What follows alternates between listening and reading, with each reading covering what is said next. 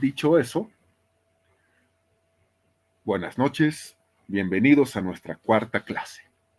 Consejos que siempre vamos a estar dando. Vayan, otras universidades también, no tengan miedo, son defensas públicas. Y las defensas públicas, el nombre ya lo dice, son defensas públicas. Y esas defensas públicas ayudan. A ustedes les van a ayudar. Háganme caso, chicos.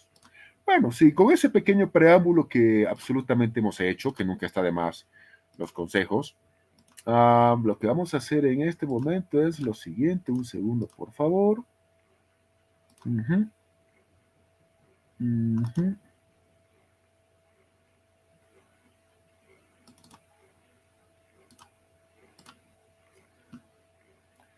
Compartimos pantalla. Un segundito, por favor, chicos. Chan, chan, chan. Uh-huh. Perfecto.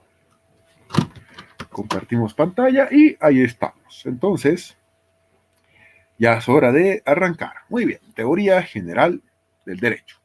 Principios generales del derecho.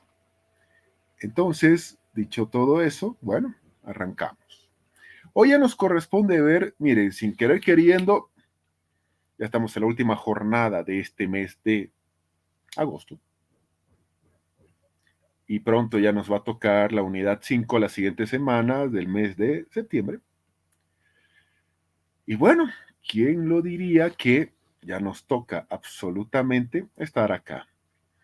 La sociedad y diversas formas de normatividad. Así es, la sociedad y diversas formas de normatividad.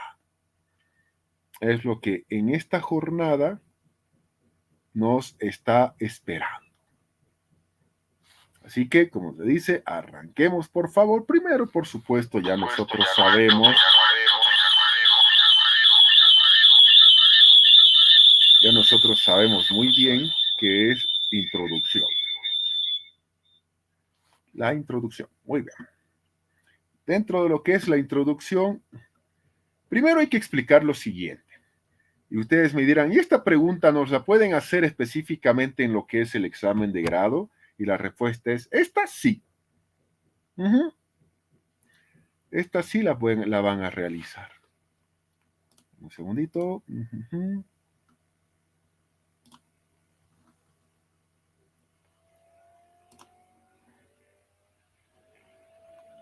Ya está.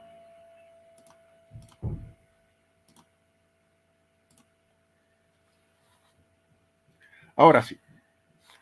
¿La van a realizar esta pregunta? Sí. Es un hecho. Que lo van a hacer. Y ahí ustedes tienen que tener sumo cuidado. ¿El ser humano es un ser gregario? Sí. ¿Qué significa gregario? Social. El humano ha dado lugar al derecho, a esa ciencia jurídica que estamos estudiando y que yo sé que a muchos les ha causado un fuerte y serio dolor de cabeza. Lo sé. ¿Les causa dolor de cabeza? Sí. ¿Ya están en la recta finalísima de todo esto? Sí. Correcto. Pero somos seres sociales y dentro de esa sociabilidad humana es que ya nosotros nos encontramos realizando esta última actividad. Y dentro de todo esto tenemos que tomar en cuenta algunos aspectos. Primero, el humano participa de diversas relaciones sociales. Amigos, enemigos, compañerismo, no compañeros, gente que te cae, gente que no te cae. Una relación docente-estudiantes como la de este momento, sí. ¿Los estamos capacitando para llegar a una meta? Sí. ¿Tienen pareja? Sí. ¿O la tuvieron? Sí. ¿Algunos tendrán hijos? Sí. ¿Otros no? Sí. ¿Familia? Sí. Etcétera.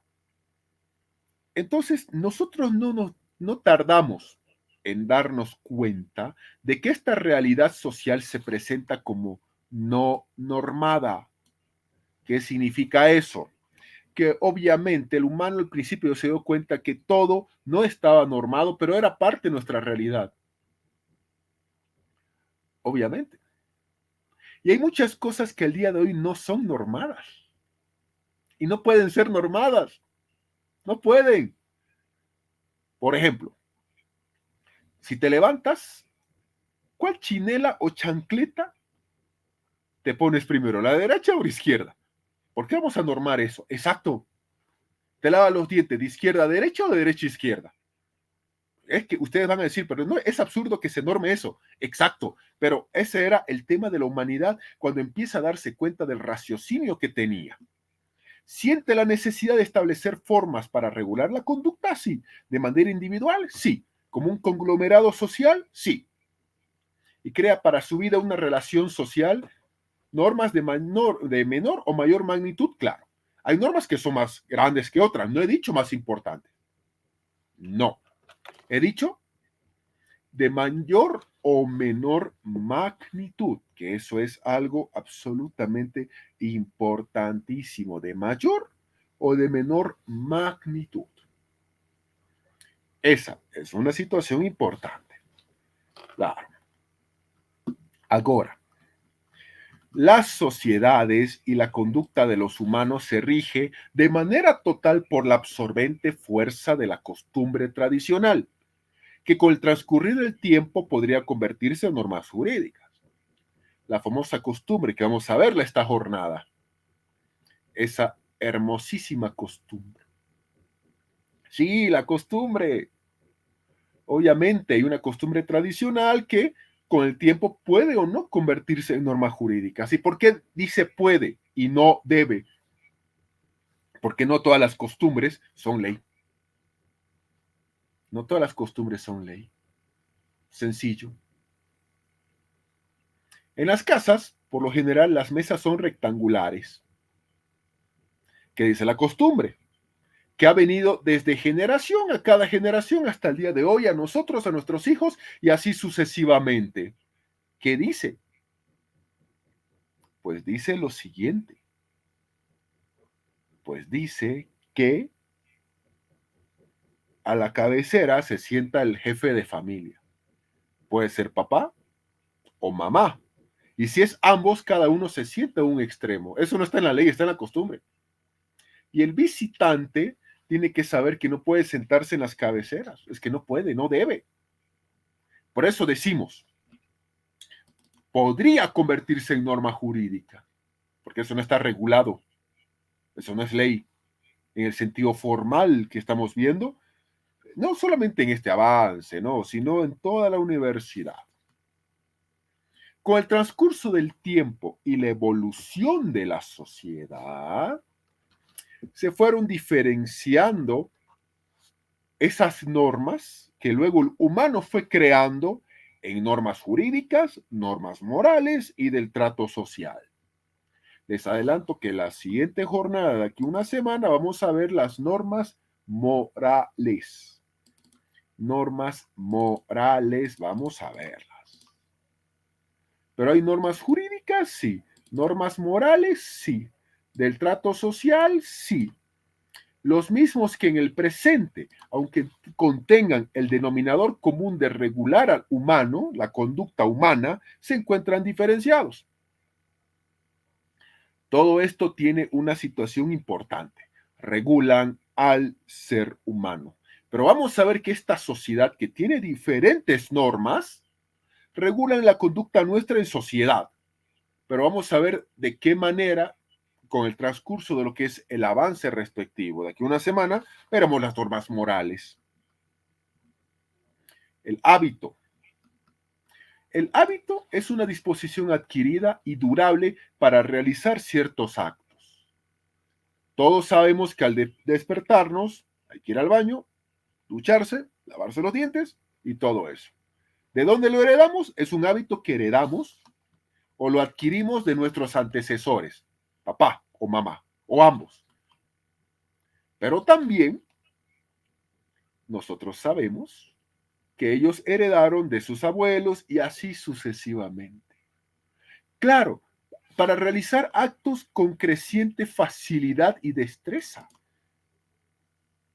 que obviamente han necesitado ese hábito una etapa de formación o aprendizaje. Los que tienen hijos o los que tenemos hijos o hijas sabemos que uno de los puntos más difíciles, los que no tranquilos, pero ya lo van a saber, es el asuntito importante de que tu hijo o hija deje el pañal para aprender él solo a ir al baño. Y eso obviamente tiene un proceso de formación o aprendizaje, con plena intervención de la conciencia del individuo. Pero a medida de que hemos ido aprendiendo, los actos respectivos se vuelven automáticos y por lo tanto extraconscientes. ¿Y eso qué significa? Significa que ya nosotros no los hacemos de manera de conciencia, los hacemos de manera repetitiva, algo automático. No nos damos cuenta en los detalles. Levantarnos, por ejemplo, y decir, hoy día me pondré la chancleta, la chinela, la barca o lo que ustedes usen con la izquierda y ya no con la derecha o viceversa. O me lavaré los dientes de abajo primero y luego los de arriba. Exacto, ya nosotros no tomamos en cuenta esos detalles. Pero para aprenderlo se necesitó una etapa, sí. Donde participó la conciencia de alguien que nos enseñaba, sí.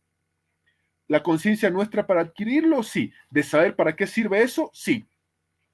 Y luego hemos repetido y los estamos repitiendo. Y los seguiremos repitiendo toda una vida. Hasta el último de nuestros días. Una característica importante del hábito. Ahora, por supuesto que hay distinción entre los hábitos, obviamente.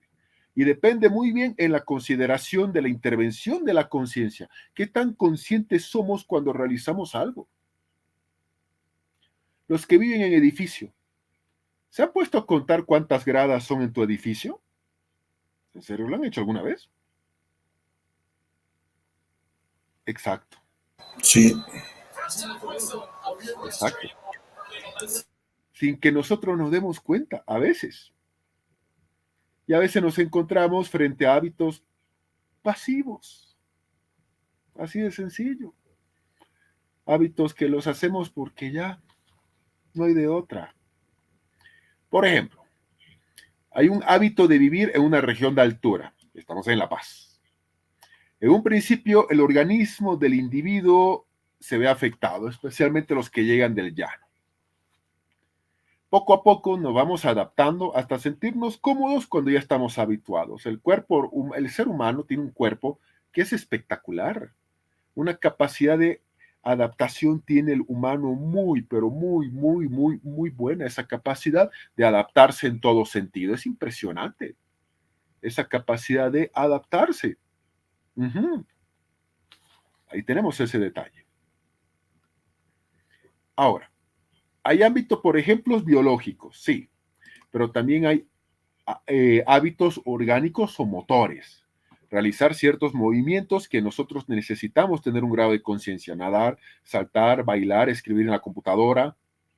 Hay también hábitos psicológicos, las operaciones y actitudes mentales, sumar, restar, escuchar buena música, etcétera. Hay otros hábitos que necesitamos nosotros. Llevamos, por ejemplo, nosotros queremos comprar pan. ¿Cuánto es, señora? 52 bolivianos. Le doy 100. No tiene dos y le doy 50. O hay veces que la casera dice, no tiene tres y no tiene tres además. Y uno dice, ¿por qué 3 pesos? Claro, no se entiende. Bueno, eso ya es generar un ámbito de conciencia. Ahora, características del hábito. Primero, hay que ver esta frase de Aristóteles. Somos lo que hacemos repetidamente. La excelencia no es un acto, dice Aristóteles, sino es un hábito. Es un hábito. Cada vez que vas a realizar algo, lo vas a realizar hasta encontrar la perfección. Y cuando encuentras la perfección, se convierte en un hábito, que ya tú sabes muy bien qué hacer y cómo no hacerlo. Los abogados que litigamos, sabemos muy bien cómo funciona la cosa pública y sabemos cómo funciona el órgano judicial. Sabemos en qué días ir, qué días te notifican, qué día encontramos al oficial de diligencias. Sabemos absolutamente muchos datos al respecto. Y lo hacemos repetidamente. Y no va a ser un acto. Ya hemos hecho esos actos varias veces. Ahora ya es un hábito. Sabemos bien hasta qué hora tienen juzgados, obviamente. Sabemos en el anexo A y el anexo B dónde está cada quien. Exacto. Entonces, obviamente ya nosotros sabemos, pero no es porque sea un acto. Es porque ese conjunto de actos, fallidos en muchas ocasiones, nos ha permitido tener un acto que ya mecánicamente lo hacemos. Hay una frase muy antigua, el diablo sabe más por viejo que por diablo. La antigüedad del diablo, tu experiencia, te marca la diferencia. Y cuando haces un hábito de todo, hay gente que hace hábito de estudio, hay un hábito para comer, hay un hábito deportivo inclusive, por ejemplo. Ahora, si vemos algunas características del hábito, respondemos. Primero, la primera característica del hábito es individual, porque es algo que aprende un individuo o que se forma en él. Estamos acá teniendo un conocimiento teórico, hay que decirlo. No estamos mintiendo en lo absoluto. Estamos acá en un conocimiento teórico. Pero en algún momento ese conocimiento teórico tiene que pasar a ser un conocimiento práctico. Y eso se consigue con la práctica y eso se consigue con la experiencia. Con la práctica y con la experiencia. Pero eso es algo que aprende un determinado individuo o que se forma en él. El hábito de escribir a computadora, por ejemplo. No todos los hábitos constituirán usos, por ejemplo. No todos los hábitos van a constituir usos, por ejemplo. Vamos a ver eso enseguida. Entonces, obviamente, tenés que tomar en cuenta que sí o sí se requiere, sí o sí se necesita, sí o sí necesitamos adquirir eso y que se forme en nosotros. Porque, pero eso es individual. Nosotros le damos formación a ustedes, pero no todos ustedes van a aprenderlo, de aprender, de agarrar, de aprenderlo de la misma manera. Porque el hábito obviamente es algo importante que es individualísimo. Ese es un aspecto absolutamente importante en todo esto que estamos viendo.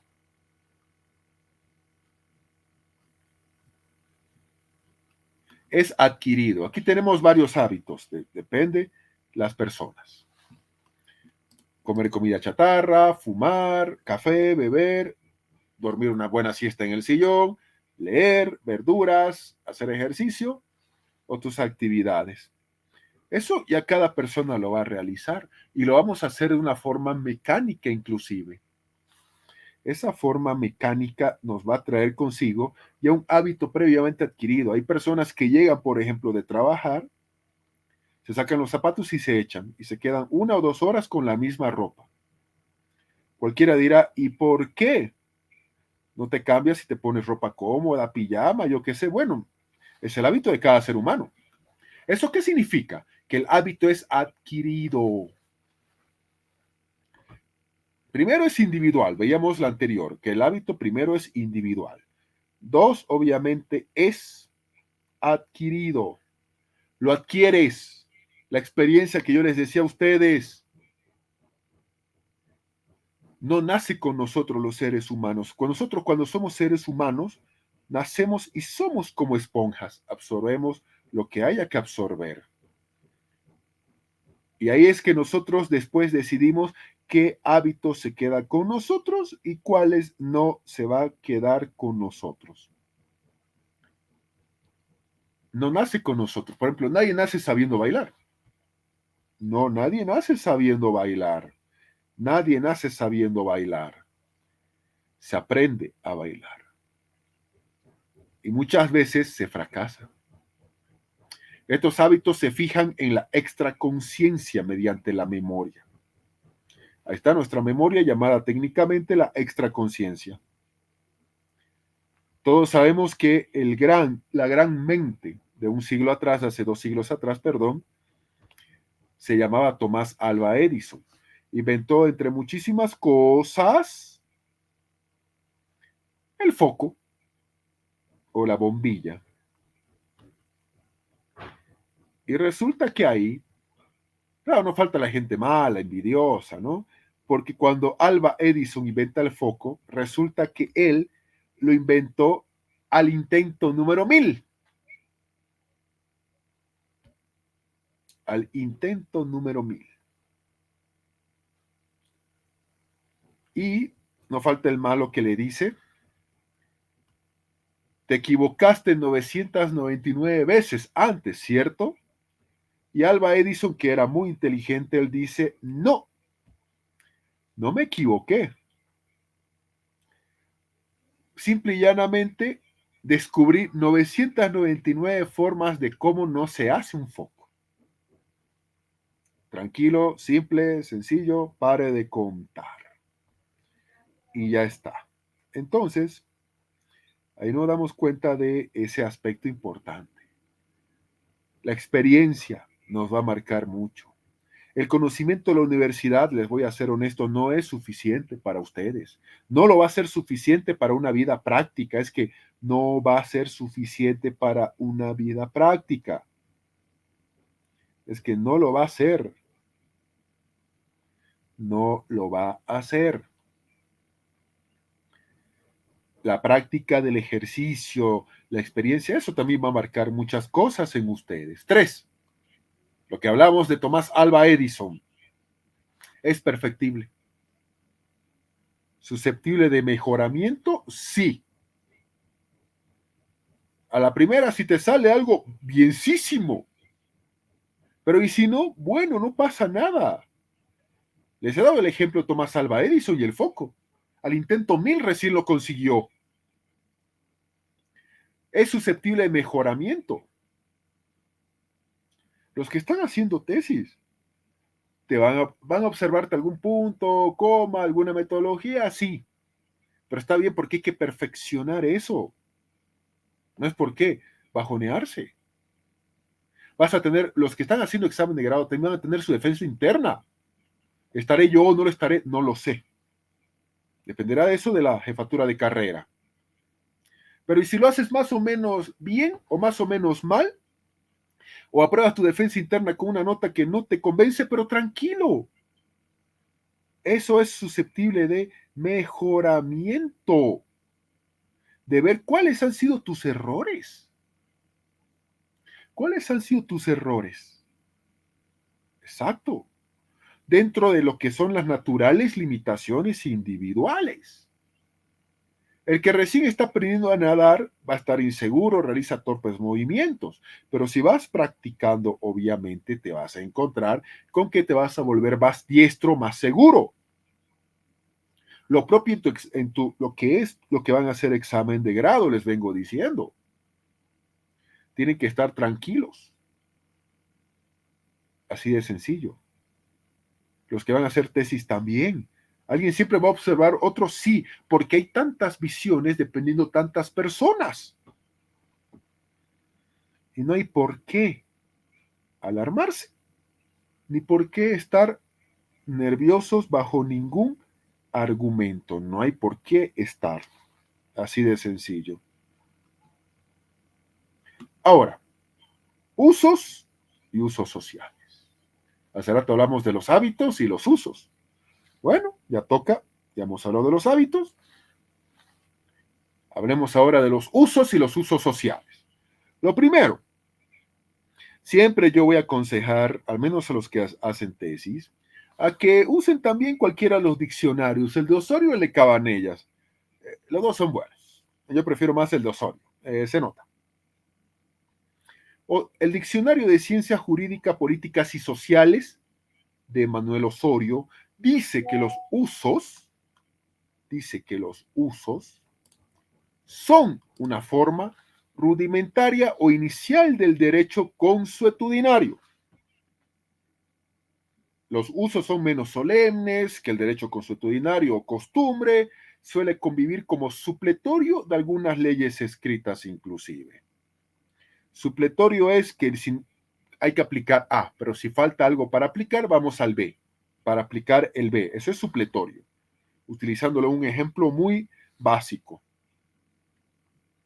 Ahora, los usos son pautas menos imperativas.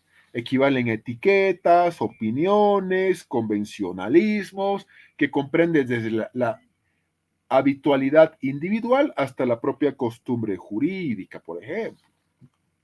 Si vas a ir a almorzar o a cenar, tú sabes bien que es con cuchillo y tenedor. Tú sabes muy bien que el vino es en copa.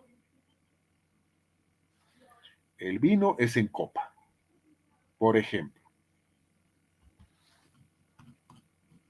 En términos concretos, ¿qué son los usos? Son modos peculiares de obrar o de proceder, de cómo hacer algo. Es un elemento de la situación de hecho particular y concreta. Como tal, no se presentan las características de uniformidad. No es uniforme, no hay publicidad. No todos los hábitos son usos, ni los usos se constituyen en hábitos. ¿Tú tienes el hábito de comer? Sí. Vamos a dar un ejemplo para diferenciar. ¿Cuántas comidas? 3. Desayuno, almuerzo y cena. Bueno, algunos le dan una comidita adicional más. Bueno, ese ya es otro detalle, ¿no? Ya, pero tú tienes un hábito de comer. ¿Por qué? Porque la biología humana dice que tienes que comer. El cómo comes es el uso. Correcto. El hábito te dice que comer 3 comidas al día. Desayuno, almuerzo y cena. Bueno, lo regular. ¿Y el cómo vamos a comer? Claro, ese es el detalle. ¿Con cuchillo y tenedor? Sí. Si es sopa, con cuchara. No vas a agarrar el plato y directamente seco. El vino en copa, por ejemplo. No te vas a limpiar la boca con la misma ropa que traes puesta. Entonces ahí tenemos una situación importante. No todos los hábitos son usos, ni los usos se van a hacer el día de mañana en costumbre, que es fuente del derecho.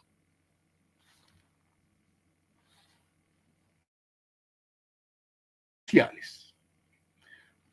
Son prácticas generalmente admitidas en la comunidad o en algunos sectores. Varían, obviamente, según la época, según los países. Y la mayor parte de los actos de nosotros como los humanos están sujetos a lo que las reglas de la sociedad nos dicen. En nuestra sociedad boliviana, occidental, cultura occidental, Latinoamérica, si tú quieres verlo así, el eruptar en la mesa es sinónimo de atrevimiento, ofensa, ofendes al lugar en el que estás. En otros lugares es lo contrario, les comento. En otros lugares es absolutamente lo contrario. Es un sinónimo de que te ha gustado la comida y estás agradecimiento. Así de sencillo. Y así son las cosas. ¿Quién lo diría, no?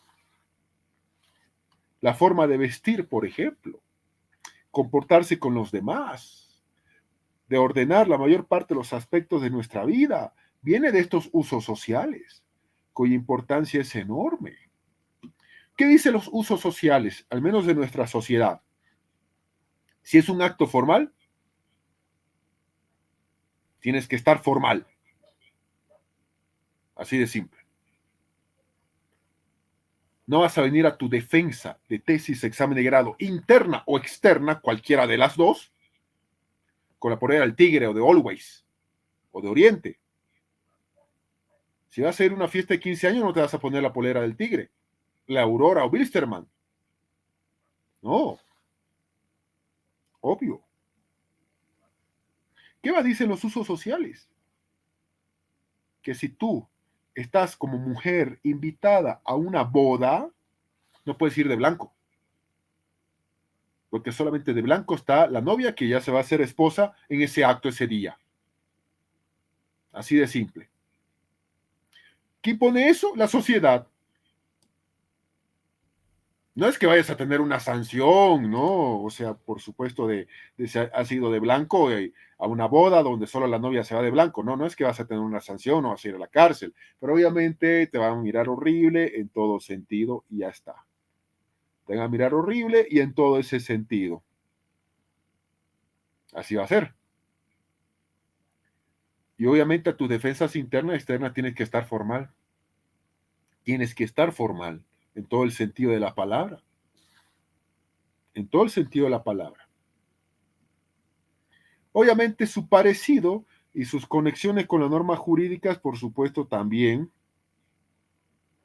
son bastantes grandes, obviamente.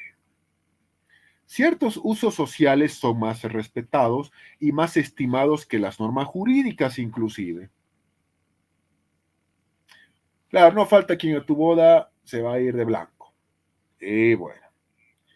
O a los 15 años va a aparecer un colado, al igual que una boda, donde hay comida, va a aparecer colado. Sí, sí, ya ni modo. Pero hay usos sociales que son más fuertes que una norma jurídica. Inclusive ha habido casos que un uso duró siglos, pese a que la ley lo prohibía y todo eso. Por ejemplo, el tema del duelo. Fallece tu papá, tu hermano, tu hijo, Dios no quiera, pero ese es el duelo, lo siento. Tu esposo, esposa. Hay un periodo de duelo, hay un periodo de luto. Y ese periodo de duelo o de luto se respeta.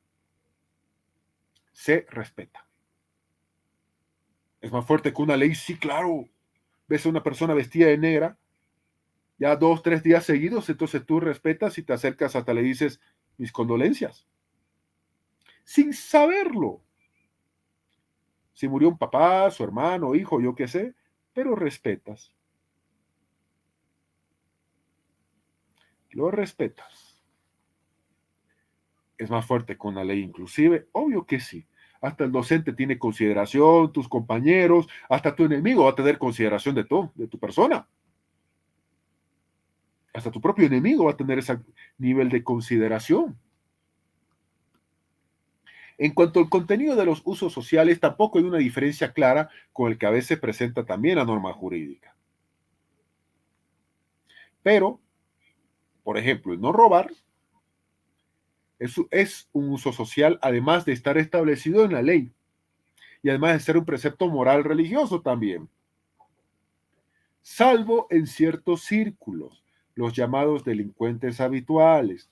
En América Latina, por ejemplo, en África y en Asia, es bastante común que ciertos barrios donde no hay policía, no hay presencia del Estado, tengan un uso anómalo, pero es un uso a los fines prácticos. Se sabe quién es el delincuente o el maleante o el malviviente de la zona. Se sabe. ¿Y qué hay que hacer con ese malviviente, maleante de la zona? ¿Qué hay que hacer con él? Simple. Se lo alimenta, se lo cuida, se lo protege. Porque y hay excusas, hay muchísimas. Uno, porque es de la zona, se crió entre nosotros. Dos, porque si lo alimentamos, si le damos para su comidita y todo eso, y claro, la gente dice eso, no nos va a nosotros a robar, que roben en otro barrio menos en el nuestro. Sí, miren ustedes ese pensamiento. Y tres, si son pandilleros ya con armas y todo, a nosotros no nos roban, más bien nos cuidan de los otros pandilleros que quieran venir al barrio o ladrones acá. Sí, lo sé. Esos usos sociales que hay en muchos lugares, incluyendo barrios de Bolivia, así son. Barrios del Alto, de la Ciudad de La Paz, de Cocha, Santa Cruz de la Sierra, etcétera. Por otra parte, los usos proporcionan en bastantes ocasiones la materia prima con la que las normas jurídicas se van a realizar.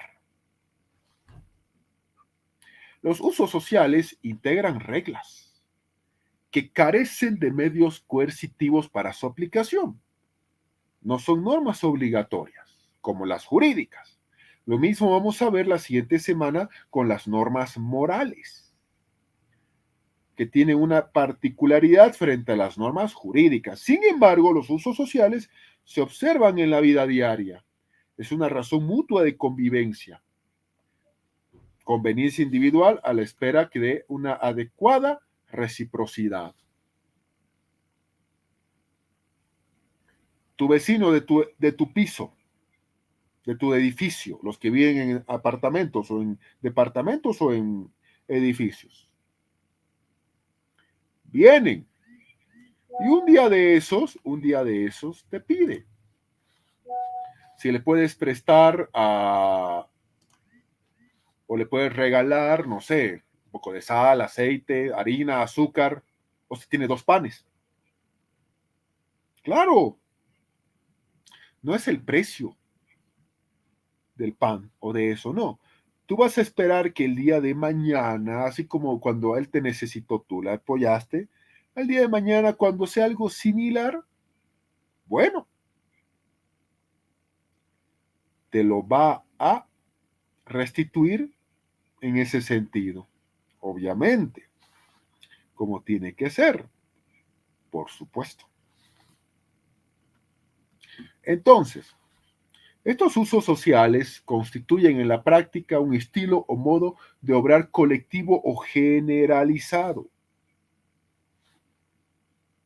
que se introduce imperceptiblemente y hasta adquiere fuerza de ley. Imagínate un barrio. Barrio, hoy es 30 de agosto, ya barrio 1 de septiembre, debe existir en alguna parte de Bolivia. ¿Ustedes creen que ya entre todos los vecinos no se han acotado para hacer algo por el aniversario del barrio? Obvio que sí. Y si no das, te excluyen de varias cosas y no participas. ¿Con qué moral vas a participar? Fuerza de ley. El uso es sinónimo del modo de proceder y configura un elemento de la costumbre en su fase embrionaria, ya que el uso nace, del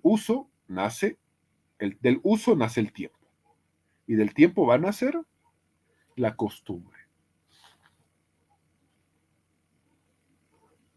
Conforme a estas explicaciones, los usos son modos de proceder o de obrar que tienen los individuos al interior de la sociedad.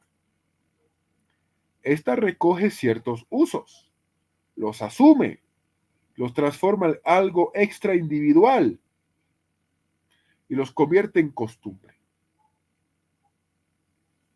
La famosa costumbre. Entonces, dicho todo esto, hay hábitos, hay usos. Usos sociales. Y de todos estos usos tenemos que llegar a lo que implica la costumbre. Esta costumbre bastante importante dentro de lo que es la formación. ¿Nos pueden preguntar sobre la costumbre? ¿Qué es costumbre? Sí, lo van a hacer. Créanme que sí. Lo van a hacer. Lo van a realizar. Así va a suceder. Así que bueno, eso ya ustedes lo tienen que saber muy bien. Cuando un hábito social se prolonga, se convierte en obligatorio, basado en la creencia que tienen los individuos de eso. Lo acostumbrado se transforma en lo debido.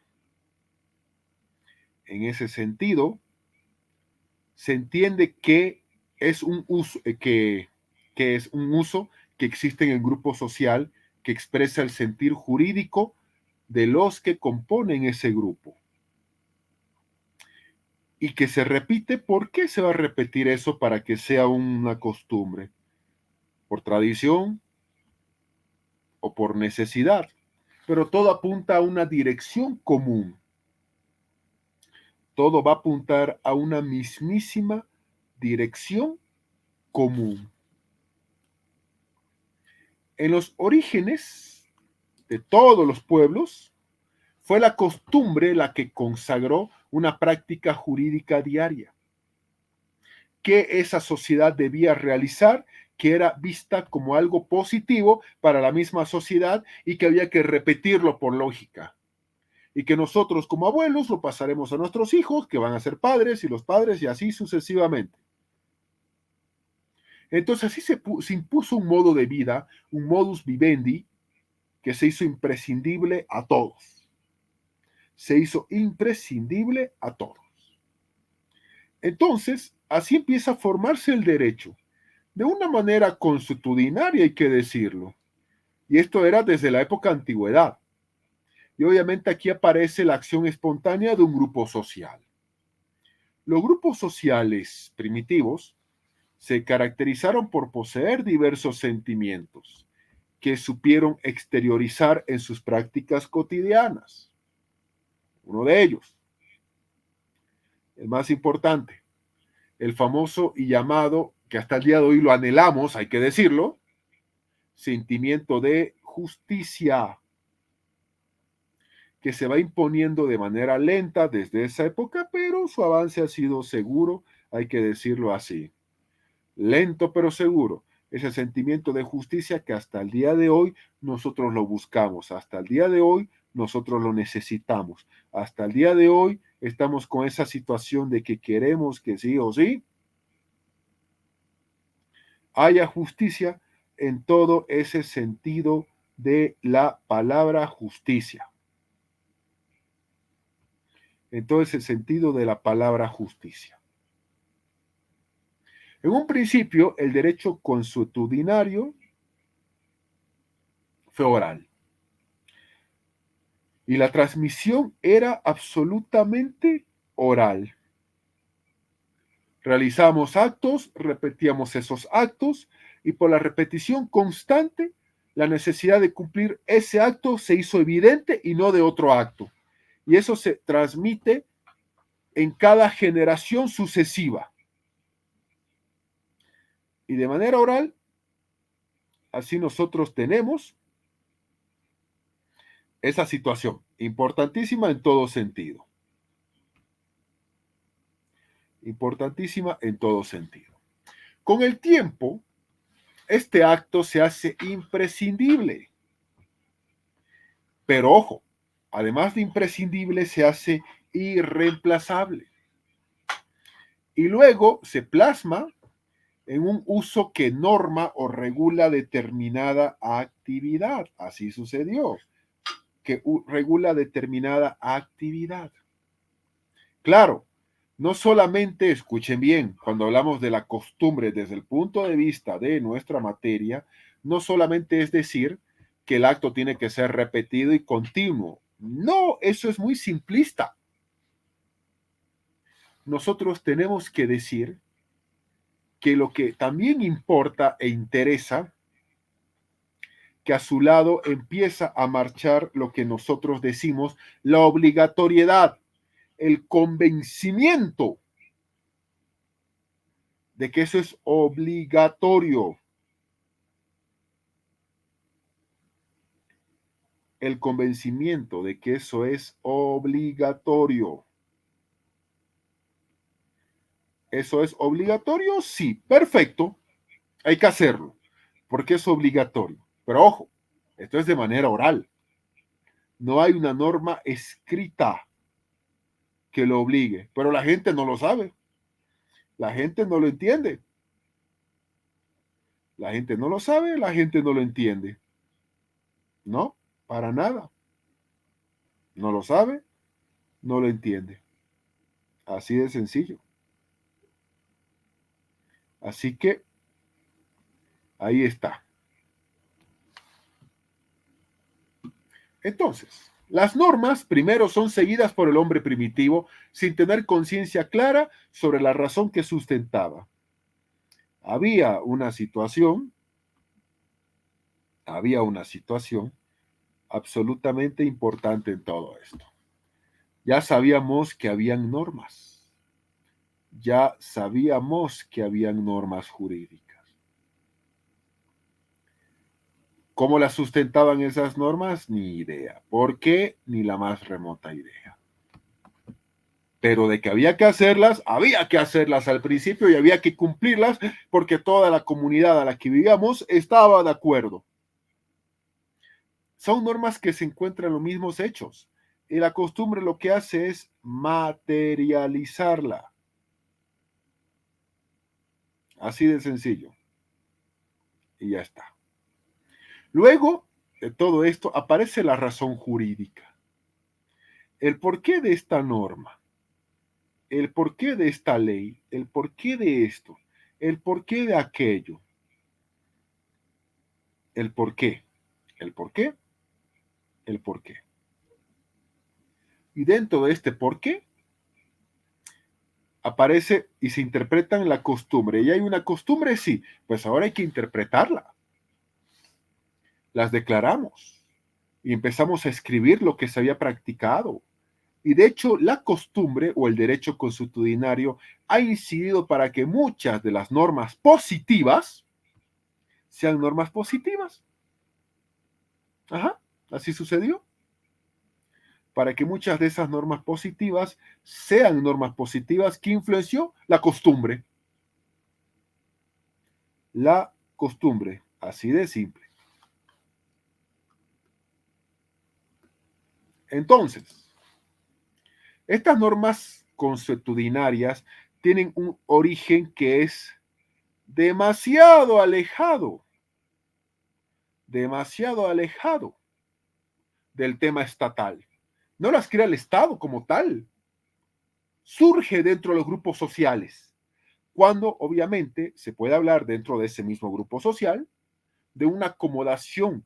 Se acomoda el grupo social. Decide qué normas van a cumplir. ¿Qué normas vamos a pasarle a nuestros hijos? Las generalizamos, las prolongamos en el tiempo esas normas, con el convencimiento de que no importa si están o no en una ley positiva, ya hemos visto eso del tema de la ley positiva, son obligatorias y en el tiempo subsisten y transcurren, estén o no como derecho positivo, pero la propia ciudadanía está convencida de que esa ley, costumbre, es ley, imagínense, pero es costumbre. El ejemplo que siempre doy es este. El tema que ya yo les explicaba. Llevan un chico a su casa. Sean ustedes quienes los lleven, o sea, ustedes quienes lo reciben. Primero, la costumbre que dice, quien va a tu casa tiene que llevar algo. No es por el precio, porque tú como papá o mamá, o como chica o chico, yo qué sé, ustedes pueden pagarse, no sé, una botella de Coca-Cola de 2 litros. O de cualquiera, pueden hacerlo. Claro, no es el precio, que ya ha subido todo ahora. Es el hecho.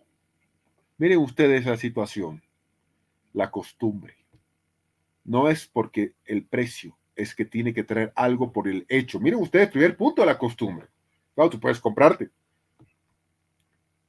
Dos, dos. En las cabeceras no se sienta él. En las cabeceras él no se sienta. Así de sencillo. No se sienta nadie en la mesa rectangular por lo general en la cabecera. Se sientan los jefes. Pero ¿qué pasa si el jefe de familia dice, siéntate hijo? Ah, toda regla tiene su excepción. Toda regla tiene su excepción y eso es algo evidente. Toda regla siempre tiene su excepción. Perfectísimo en ese criterio, perfectísimo en ese aspecto. Toda regla siempre tiene su excepción.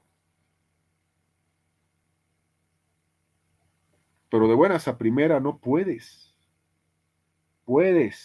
No puedes, no debes sentarte ahí, en la cabecera, por ejemplo. Y hablando de costumbre, no está en la ley, no, pero es costumbre. Y mi generación, la que está detrás mía, y así sucesivamente van a estar y tienen que estar convencidos de estos ejemplos que estoy dando. ¿Y la costumbre va a cambiar? Puede cambiarla aquí. La generación que la reciba. La generación que la reciba. Entonces, ese es un tema importantísimo acá. Para muchos autores, la opinión juris o la opinión jurídica es un requisito ineludible de la norma consuetudinaria. Que cada costumbre o norma consuetudinaria tiene que tener un componente jurídico. Que la regla consuetudinaria se practica en el consentimiento de que es derecho puro. Imagínense eso. De que es derecho puro. De que es vinculante u obligatoria. Y que hay un deber de cumplirlo en todo sentido. Hay un deber de cumplirlo en todo sentido. Así de simple. Tiene que haber ese convencimiento de que sí o sí esa costumbre es ley. ¿De qué debe estar? Claro, la gente obviamente no sabe de derecho. Los abogados sí sabemos, aunque yo soy partidario de que la gente también tendría que saber de leyes. La gente no sabe. Pero esa gente está convencida de que eso, que es costumbre, está en alguna ley y es obligatoria. Si no, no tendría absolutamente ninguna relevancia hablar de la costumbre. Simple. Exacto.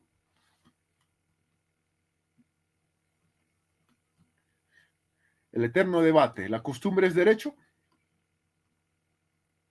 La costumbre es fuente independiente del derecho. Es una de las fuentes del derecho. Es fuente subsidiaria que solo regirá en defecto de la ley aplicable de manera subsidiaria. ¿Qué significa? Que ante cualquier acto de la vida, primero está la ley para regular y el juzgador tiene que aplicar la ley.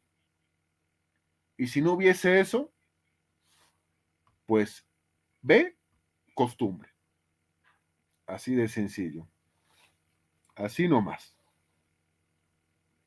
Y así está. Y bueno, etimología y definición de costumbre. Algo absolutamente bastante importante. Siempre hay que tratar de definir o darle la etimología a cada una de las palabras importantes de cualquier documento. Siempre hay que hacerlo. Siempre habrá que hacerlo. Entonces, con eso, bienísimo. Entonces, primero, uno tiene que tomar en cuenta que etimológicamente, costumbre viene de la locución latina consuetuemen o por consuetudo, y que eso es costumbre. En nuestro idioma casi todos de latín, o sea que tampoco es mucha sorpresa que derive de latín, así que bueno, tampoco es sorpresa que derive de latín, así que ahí está ese detalle. Hace alusión al hábito, modo habitual de cómo obrar o proceder en algo.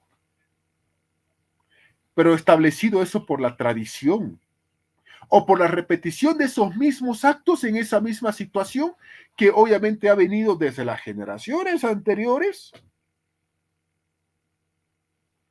y la tendrán nuestros hijos y descendientes. Y que esto adquiere fuerza de precepto legal inclusive.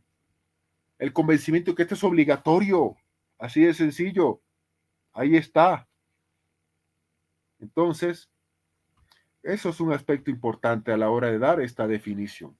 Costumbres son reglas de conducta que se forman en el seno de un grupo social por repetición constante de acciones u omisiones, con la convicción por parte de los coasociados de esa sociedad de su primera necesidad, que es necesaria para la convivencia pacífica de ese grupo humano. Y dos, de que es jurídicamente obligatoria. Eso es un aspecto importante. Ya está. ¿Las costumbres cambian? Sí. ¿Pueden chocar con la ley? No. La costumbre es fuente del derecho. Hace rato yo le decía a ustedes, en tu defensa interna, a tu tribunal interno lleva algo simple, ¿no? Estamos sentados, no, en serio, que estamos sentados, y que estamos ahí sentados. Entonces lleva algo sencillo para que comamos y tomemos. Un refresco, agua, café, no lo sé. Y en tu defensa externa, bueno, ahí tienes que rajarte. ¿Por qué? ¿En qué ley está eso? ¿En qué reglamento? Yo le voy a decir, en ninguno. Entonces, ¿por qué siempre todo el mundo lleva? ¿Por qué nos dice, a usted como consejo nos da eso? Lo estoy señalando en pantalla, como se dice. Es costumbre. Es costumbre. Y además es una situación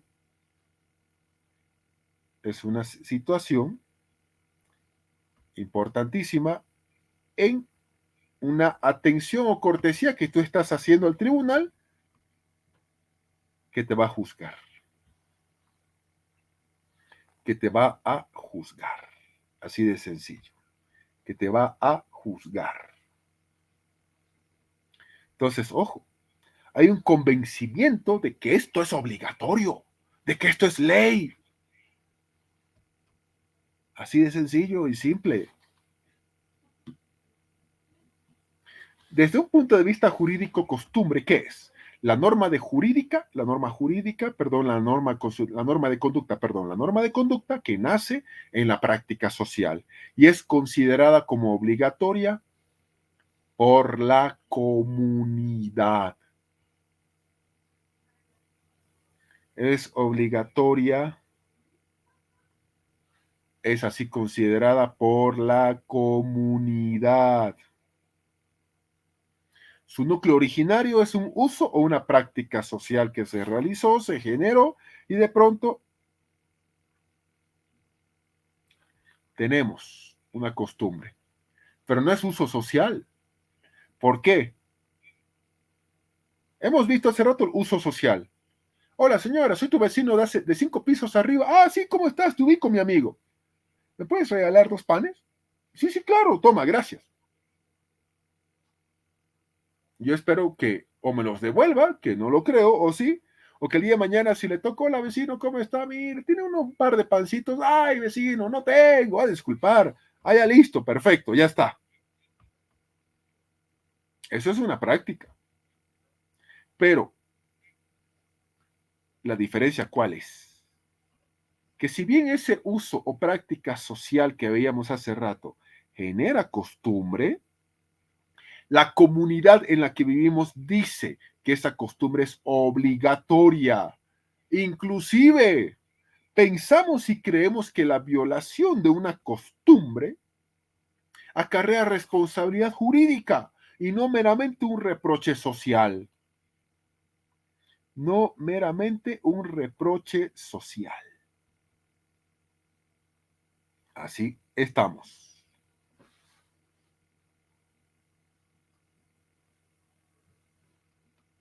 Elementos de la costumbre para que la costumbre sea costumbre.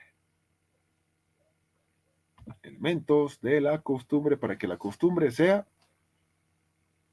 costumbre, ¿sí? Entonces, lo primero, vamos por partes. Para una mejor comprensión y teniendo en cuenta la variedad de elementos de la costumbre, se lo puede dividir como ha venido haciéndose desde hace mucho, pero mucho tiempo atrás, como ha venido siendo desde hace mucho, mucho tiempo atrás, en una situación importante. El elemento interno o psicológico y un elemento externo o material. Esta es una simple división, pero que significa mucho. Lo referente a todo lo que tiene que tener de manera primaria y secundaria, la costumbre. Un elemento interno o psicológico y un elemento externo o material. Así.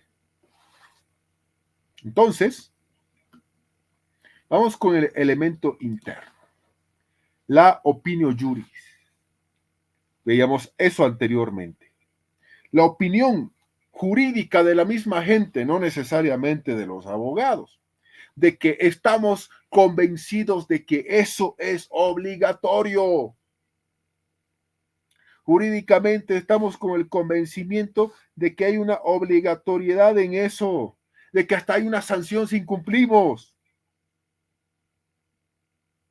¿Cuál sanción? Bueno, la misma gente piensa que sí hay una sanción inclusive. Y está bien que lo piense así. Está bien que lo piense así. Porque eso se trata del elemento interno llamado opinio juris. Es decir, reconocemos el consentimiento del pueblo dado por esos representantes legales de la misma sociedad. Nuestros antepasados. Así de sencillo. Y obviamente es una herencia desde tiempos atrás, desde generaciones del pasado, de que esto que estamos viendo y hablando es algo absolutamente obligatorio. La gente lo piensa así. Esto es la opinión juris o el elemento interno. Ahí está. Entonces, el elemento interno de la costumbre debería buscarse no en el consentimiento tácito del pueblo, no, sino en la convicción jurídica del pueblo o sociedad de que esa costumbre es obligatoria. Se encuentra enclavado en el sentimiento jurídico de grupos sociales. O sea, la convicción jurídica del deber de obrar de ese modo, que es un deber jurídico. El consentimiento de que esto tiene consecuencia jurídica, convencido de que esto es ley como tal. La gente quizás no sabe de leyes, y no lo sabe, pero por eso mismo está convencida de que esto es ley y de que hay una sanción respectiva, de que hay y habrá una sanción respectiva si violamos esto que es ley, que la gente dice así, pero en realidad sabemos que es costumbre. Ese era el elemento interno, la opinio juris, el convencimiento de que esto es derecho. Pero hay un elemento externo, la repetición de ese uso, de forma general, constante, durante un X tiempo.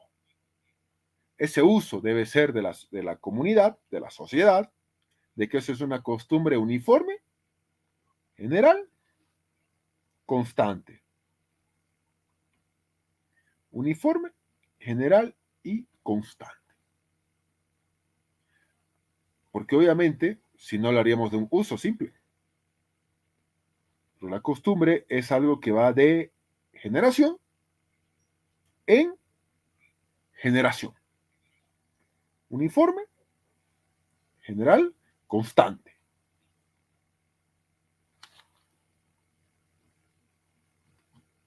Características de la costumbre. La primera es una generalidad. Tiene que ser general. Solo de esa manera se puede convertir en lo que es una norma jurídica. Repito, hay costumbres que son derecho al día de hoy. Hay otras que no lo son.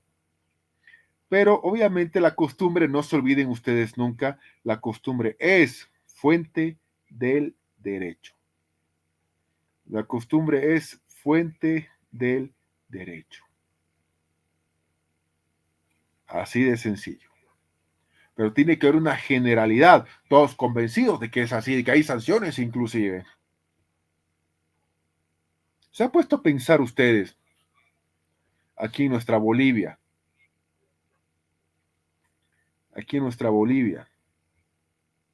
que por ejemplo, eh, cada vez que nosotros decimos algo y no queremos que pase, tocamos madera? Ujú.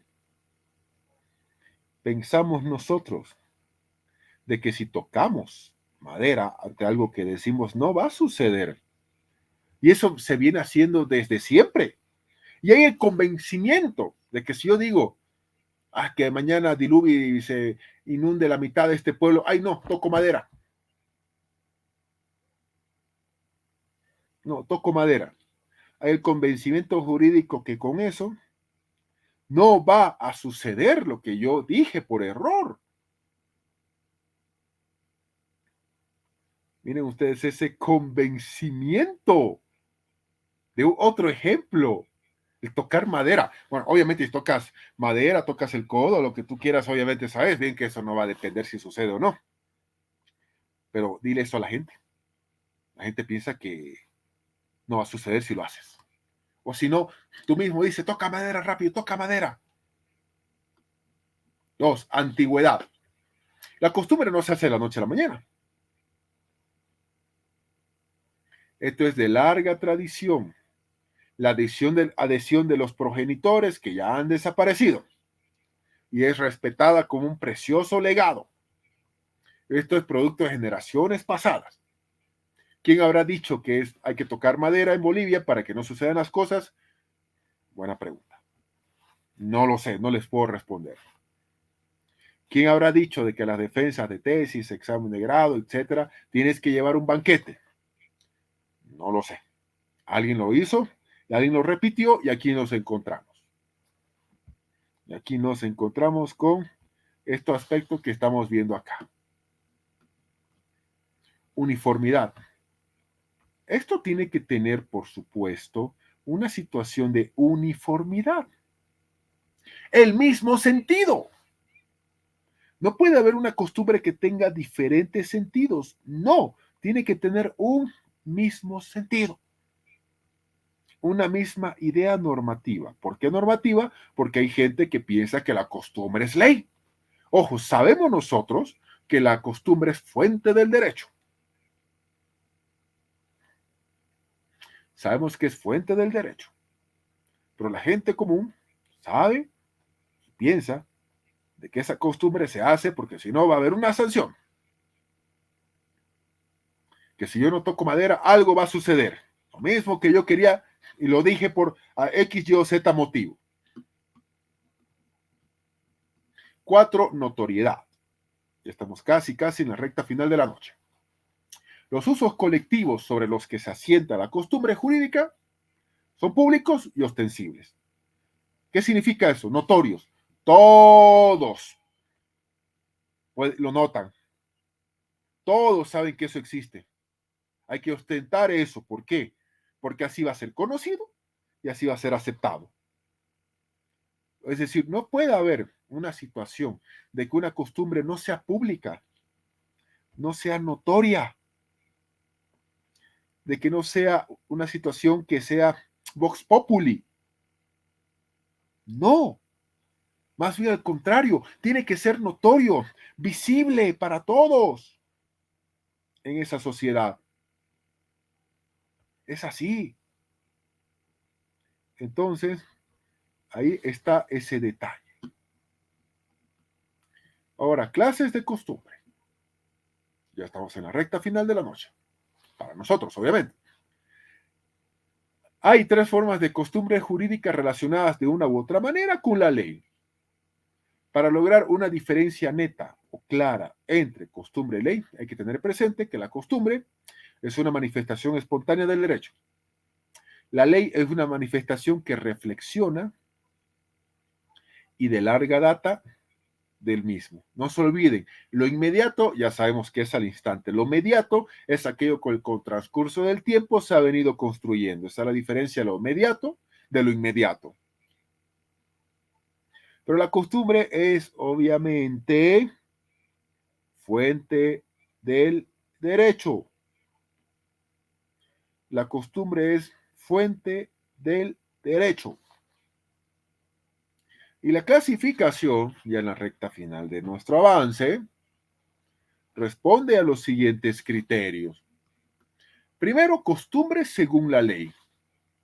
Es aquella que se realiza de una constante aplicación de la norma legal, sin contradecir sus exposiciones. Se ajusta a su letra. Por ello se dice que sirve para completar la ley por disposición expresa de esta. ¿Hay ley? Sí. ¿La costumbre la contradice? No.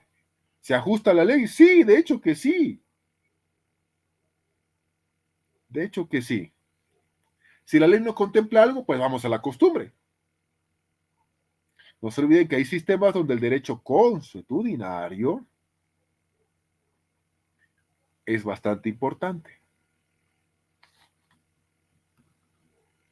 Costumbre fuera de la ley. ¿Hay una ley? Sí. La ley no prevé lo que prevé la costumbre, correcto. ¿Cuál es su objetivo de la costumbre fuera de la ley?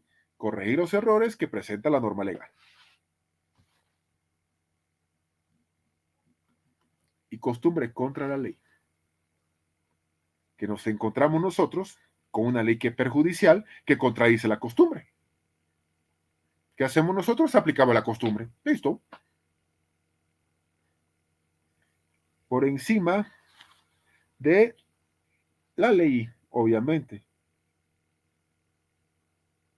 Ese es el detalle.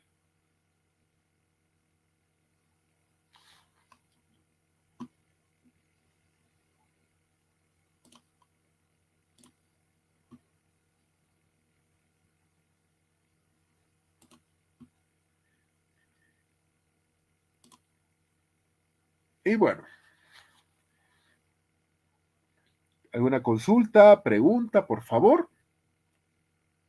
Adelante. O comentario.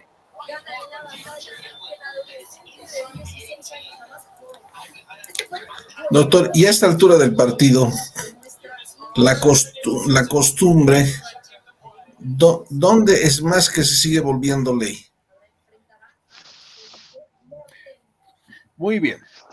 Nosotros tenemos que señalar lo siguiente. Hay dos principales sistemas de derecho. Obviamente el primero de ellos es el derecho consuetudinario, que lo tiene Inglaterra, Estados Unidos y los países ex-ingleses. Es ahí donde se aplica más la costumbre que en nuestro ordenamiento jurídico, pero la costumbre como tal, a eso me refiero. La costumbre como la estamos viendo esta noche. Dos, no es que en Bolivia no se aplique la costumbre. De hecho, sí se aplica la costumbre en muchos aspectos. Por ejemplo, hay casos, a la pregunta concreta, especialmente del rubro de tránsito. Nosotros sabemos que La Paz es una ciudad que está repleta de pasarelas. No he dicho que hay pasarelas en todas las zonas donde se necesita tenerlas, nunca dije eso.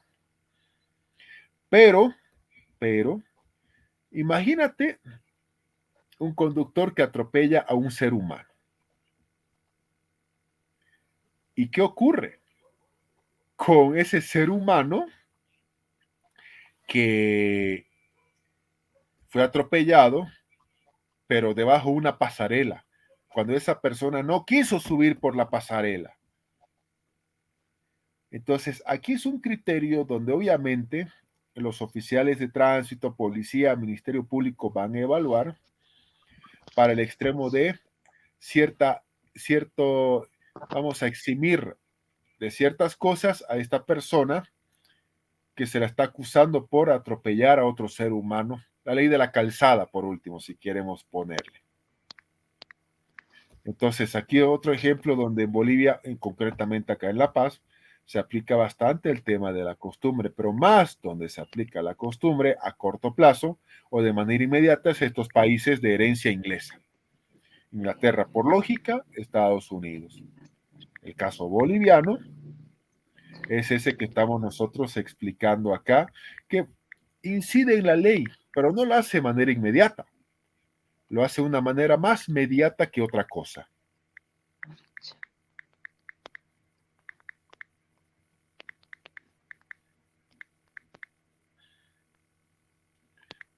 ¿Alguien más? ¿Otra consulta o duda? Adelante, por favor.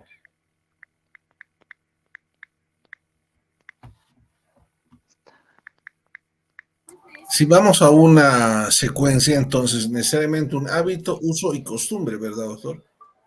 Correcto. Y ojo, falta uno más. De costumbre puede ser ley. Ojo con eso, ¿no? Claro. Claro, de costumbre puede ser ley. Ojo con eso. Pero ojo, puede o no puede ser, por si acaso, ¿no? Estamos hablando de que puede o no puede ser. Un ejemplo claro, no hay una ley que a ningún momento me obligue a mí, bajo ningún argumento, a que yo me siente, no en la cabecera si voy a la casa de alguien. No me van a sancionar de manera legal, coercitiva, ¿no? A eso me refiero, por supuesto. Pero ya yo tengo el convencimiento de que si voy a una casa tengo que llevar algo. Así que así está. A ver, aquí tenemos una consulta de Jenny. Una mala costumbre era hacer explotar dinamita en la marcha de mineros. Dinamita creo que hoy ya está prohibido por ley, ¿verdad? Estimada Jenny, correcto. Resulta que Bolivia es un país donde hay algunas costumbres en donde no son lo más adecuado, pero ya son costumbres a los fines prácticos. Una de ellas era el tema de las dinamitas, que se prohibieron. Hay un decreto inclusive que prohíbe ese uso de lo que son las dinamitas y las prohíben en las marchas. Pero aún así, las siguen empleando en las marchas. Las siguen empleando en las marchas. ¿Por qué? Porque obviamente quienes protestan, especialmente el sector minero, señalan e indican de que es su derecho protestar, porque así protestaban sus antecesores, y así protestaban desde la época de la UDP, de la época del MNR, de la época de todos los gobiernos del MNR que hubo alguna vez. Y lo toman como un derecho adquirido.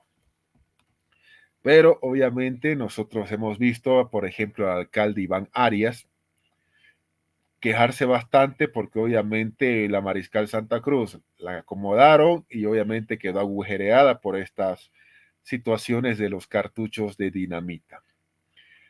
Entonces, obviamente, hay un detalle importante para que la costumbre sea costumbre. Uno, no solamente quienes emplean, Jenny, a tu consulta, el tema de las dinamitas. Dos, el resto de la sociedad. El problema es cuando el resto de la sociedad ya sabe que si hay una marcha van a usar cohetes y explosivos. Y eso es lo que valida una costumbre que, bueno, obviamente podemos llegar a cuestionarla en todo sentido, sí, podemos llegar a cuestionarla, pero de que ahí está, ahí está.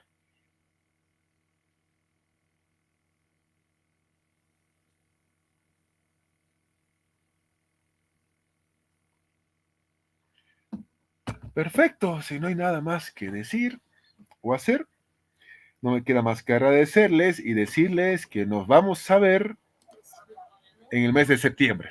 Aquí una semana, obviamente ya es septiembre, así que gracias chicos, gracias por todo, gracias chicas, bendiciones, un fuerte, fuerte abrazo y nos vemos en septiembre.